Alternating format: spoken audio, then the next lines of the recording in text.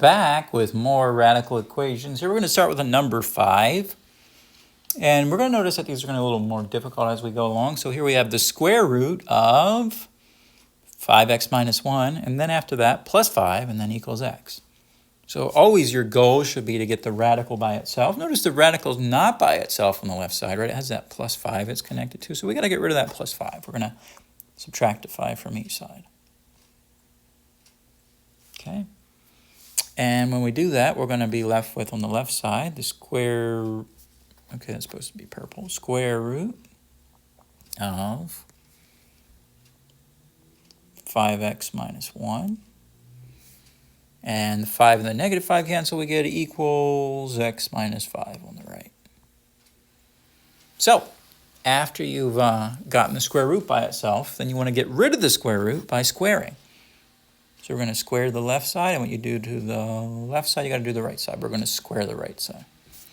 So that red square is going to cancel off that purple square root, and we're just going to be left with a blue 5x minus 1. Then on the right side, we're going to have x minus 5 squared. Remember x minus 5 squared, what that means? That means x minus 5 times x minus 5. So what we're going to have to do is FOIL out the right-hand side. We're going to leave the left-hand side alone for now. Leave it untouched for now. And we're going to FOIL the right-hand side, multiplying, first of all, the first terms, x times x, to get x squared. The outer terms, x times negative 5x. The inner terms, negative 5 times x, as negative 5x. And the last terms, negative 5 times negative 5 is a positive 25. All right, so we got to clean up that right-hand side. We're going to clean it up. We're going to keep the left-hand side 5x minus 1. For now, we're not touching that. We're going to copy down the x squared. We're going to combine like terms, negative 5x and negative 5x combine to give negative 10x. There it goes again, 10x showing up again. Plus 25. Oops, wrong color. Let's make it blue. All right, so I've cleaned up the right-hand side. Now I got to get 0 on one side. Let's get 0 on the left side. Right, we want our x squared, so we got a quadratic equation, right? We got a quadratic equation. We got the x squared showing up, and we want the x squared term to be positive. It's already positive, so we're just going to leave the x squared on the right side. Let's get 5x and negative 1. Let's get rid of that from the left side. So we're going to subtract 5x from each side. Let's add 1 to both sides. So the 5x and the minus 5x, the negative 1 and the 1, they're going to cancel. They're going to give us 0. On the right-hand side, we're going to have x squared. Negative 10x and negative 5x is going to give us negative 15x. And let's see. 25 and 1. 25 plus 1 is going to give us what? Plus 26. So we can factor, I believe we can factor this polynomial on the right, this quadratic polynomial. Let's make 2 pairs of parentheses. This is a trinomial, quadratic trinomial. We're going to put an x times an x to get x squared. Then we've got to find 2 numbers that what? Multiply to give 26. And add to give what? Negative 15.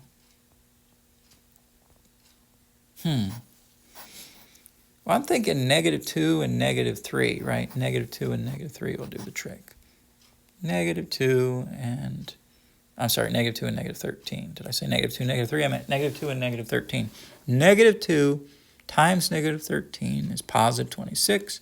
Negative 2 plus negative 13 is negative 15. Okay, so we got x minus 2, x minus 13 as our 2 factors.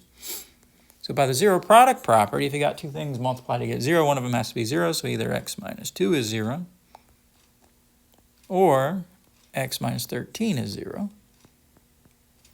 And we're going to solve each of these basic equations now. We're going to add 2 to both sides on the first equation, get x is a potentially 2.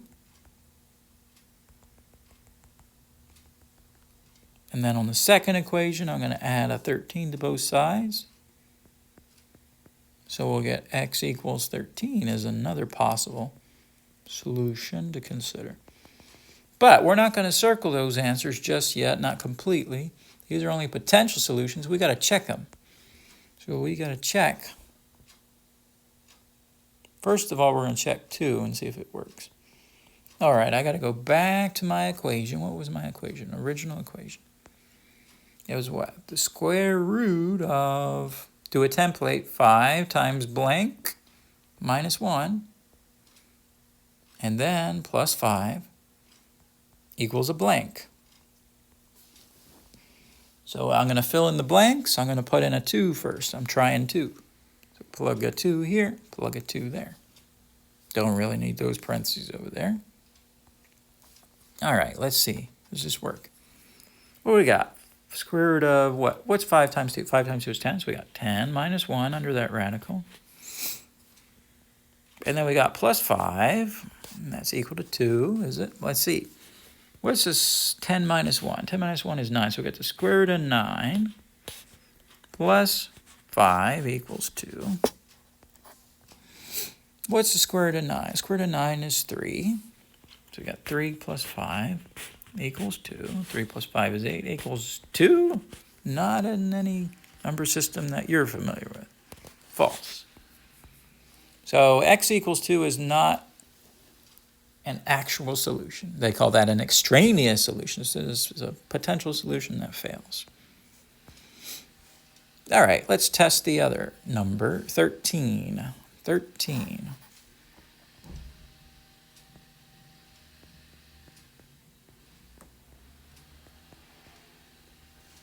Let's see, I got the square root of 5 times blank, making a template, minus 1.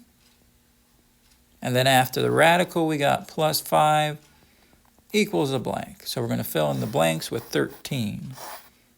13, 13. Don't really need the parentheses there. Get rid of those. Let's see if this checks out. All right, so under the radical, I'm going to do 5 times 13. What's 5 times 13? 5 times 13 is 65. So we got 65 minus 1. Under the radical, then we got plus 5 equals 13. Let's see if that checks out. What's 65 minus 1? 65 minus 1 is 64. So we got square root of 64 plus 5. Is that equal to 13 is the question. Well, square root of 64 is 8. So we got 8 plus 5 equals 13. Is that true? Yeah. 8 plus 5 is 13. So we got 13 equals 13. It checks. So we have exactly one solution here. X equals 13. Just one solution. All right, let's do another problem.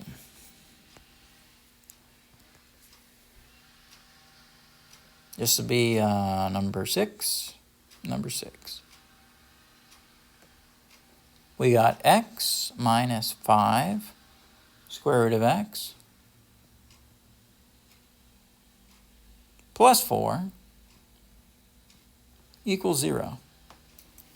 Now this dude looks a little different than the others, but you're going to use the same strategy we've been using. You're going to get the square root term on one side, the square root term on one side, and everything else on the opposite side. So which one is the square root term? Well, this guy right here, right? This guy right here is the square root term. Negative 5 root x. Negative 5 root x. Now notice that that's negative 5 root x. You want your square root term to be positive. You want your square root term to be positive. So we're going to get that on the opposite side. And to get that positive, we're just going to add 5 root x to both sides. So we're getting this square root term to the right side, actually. So we got plus 5 root x. So on the left side, that's going to leave me with, what do I have left? I have here x and plus 4. So I got x plus 4 on the left side. Then I got an equal sign. And then on the right side, I'm going to have 5 square root x. Now, the smart thing to do here, some people might try to divide both sides by 5, just get the square root of x by itself. You don't really, I mean, you can do that, but I think it's easier. I think it's a lot easier here just to square. So you got the square root term that's by itself. 5 root x is the square root term. Just square both sides to get rid of the square. So we're going to square both sides. Square the right side. Square the left side. So squaring the left side means I'm going to take what? x plus 4 times itself, x plus 4 times x plus 4. And that's equal to, when I square the right side, a couple of things happen. First, I have to remember to do 5 squared. 5 squared. Right, we're going to do this number right here. 5 squared is 25. And then the red square is going to cancel the square root, and we're just going to have x. So you're going to get 25x on the right-hand side, 25x. Now on the left-hand side, you gotta do some foiling. So for our next step, we're going to foil. We're going to do x times x. That's our first, x squared. Then you're going to do your outer, x times 4, positive 4x. Then you're going to do inner, 4 times x, positive 4x. Then you're going to do your last, 4 times 4, positive 16. And that's all equal to 25x. So it looks like I got a quadratic situation. Hey, let's clean up our left-hand side a little. Let's combine like terms here.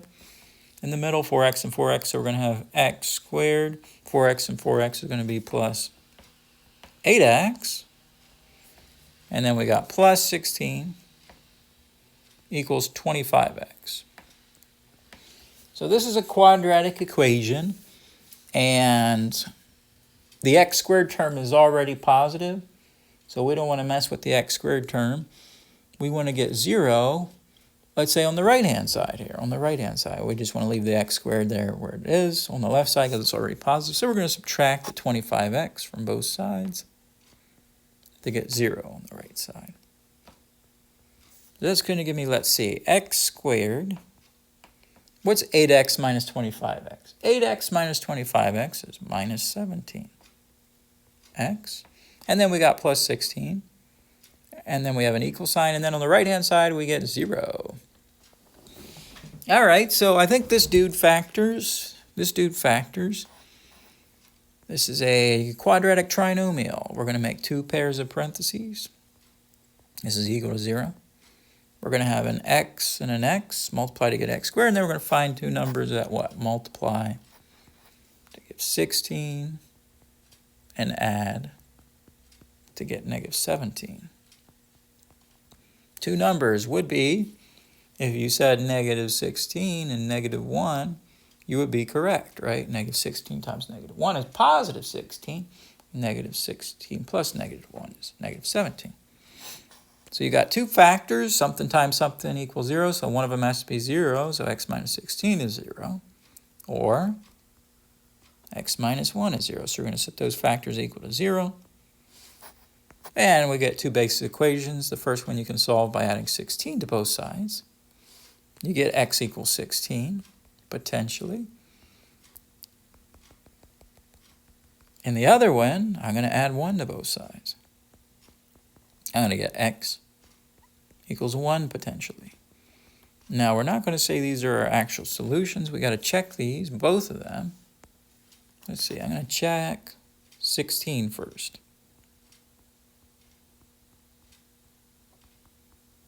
Let me go back to my equation. There it is.